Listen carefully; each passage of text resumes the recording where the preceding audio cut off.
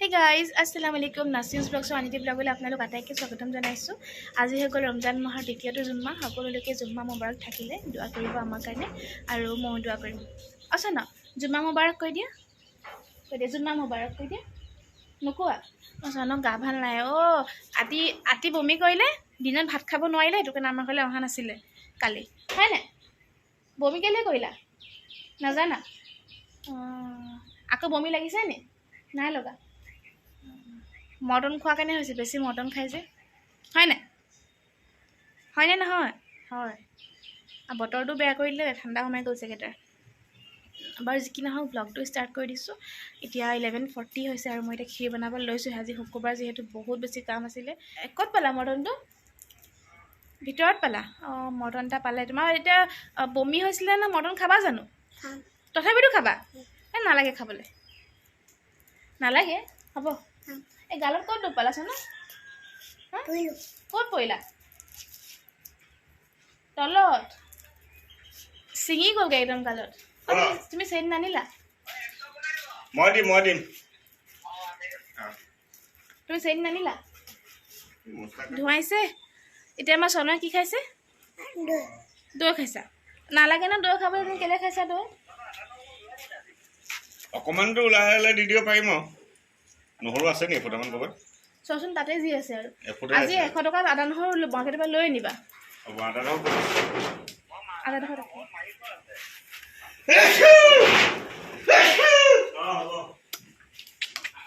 কেলৈ খাইছা? তোমাৰ বমি হৈছিলে নহয়। আৰু নাখাবা দেই, খাবা আৰু নাখাবা দেই। না আৰু নিদিওঁ, আৰু নিদিওঁ।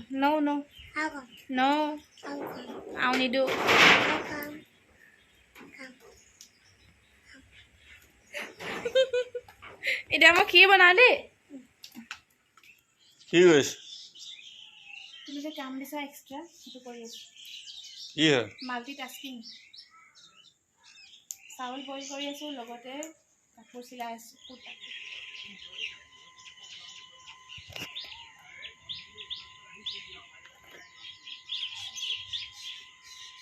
গাইজ ব্লগটো ষ্টাৰ্ট কৰি দিছিলোঁ বাৰু, কিন্তু তাৰপিছতে কি হ'ল, মই ক্ষীৰ বনাই থাকোঁতে ভাইটি এটা মানে মোৰ দেওৰ, সি আমাৰ ঘৰৰ আগতে পৰিলে, মানে ষ্টেবিলাৰ এখনে অভাৰটেক কৰি আহি তাক মানে স্কুটি লৈ আহি আছিলে, তাক দৰ্জাখন খুলি দিলে যে, তো সি পৰি গ'ল।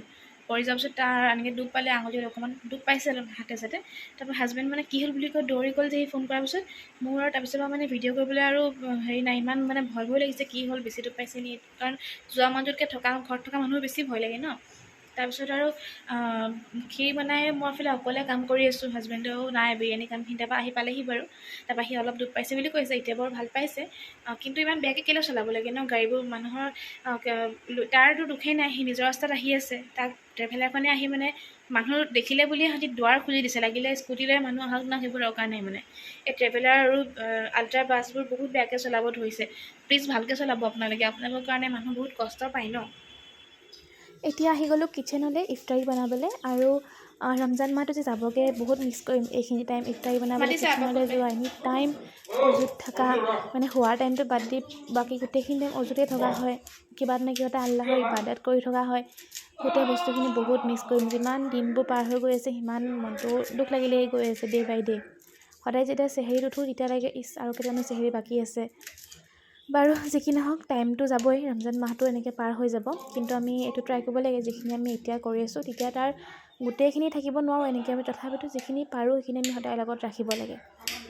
এয়া মই কাটি আছোঁ মান ধনিয়া কাৰ ফেভৰেট জনাবচোন। আজি পকৰীত ভাবিছোঁ মান ধনিয়া দিম, এয়া কেঁচা জলকীয়া কাটি আছোঁ, আৰু লগতে মান ধনিয়া দি দাইলৰ পকৰী বনাম। দাইল মই যোৱাকালিয়ে মাৰি থৈছিলোঁ, অলপ থৈ দিছিলোঁ, কাৰণ মানুহ যিহেতু আমাৰ কম, ইমান বস্তু প্ৰয়োজন নহয়, তো এদিন মাৰিলে দুদিনৰ কাৰণে হৈ যায় আৰু। এয়া দি দিছোঁ, লগতে হালধি নিমখ দিম আৰু ফ্ৰাই কৰি দিম পকৰীকেইটা। আৰু লগতে এতিয়া মই ইফতাৰী প্লেট আহিছিলে আজি এঘৰ মানুহৰ পৰা, আব্বাৰ ফ্ৰেণ্ড হয়, তো তেওঁলোকৰ ঘৰৰ ইফতাৰী ভাগটো মই খুলি আছোঁ, খুলি এখন বাচন লৈছোঁ, তাতে গোটেইখিনি থৈ যাম ধুনীয়াকৈ। পেকেটত থাকিলে অকণমান চব মিলি যায় যে ইটো সিটোৰ লগত, সেইটো কাৰণে ভাগকৈ ধুনীয়াকৈ থৈ দিওঁ।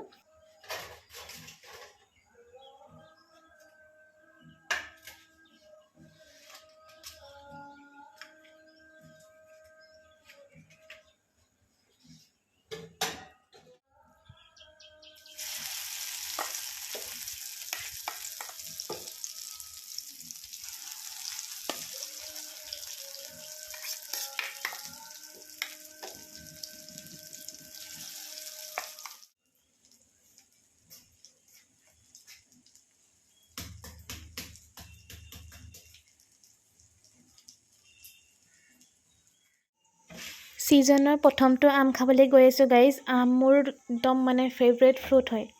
আগতে অকল আমেই খাইছিলোঁ, আজিকালিহে বেলেগ কিবা কিবি ফ্ৰুট খাওঁ। তো আম পালোঁ যিহেতু কোনে পায় আৰু মোক। বাৰু যি কি নহওক আমটো কাটি ল'লোঁ। খাবলৈ বাৰু ভাল আছিলে দেই, মিঠা আছিলে। মই অলপ সন্দেহ কৰি আছিলোঁ কি হ'ব খাবলৈ কাৰণে।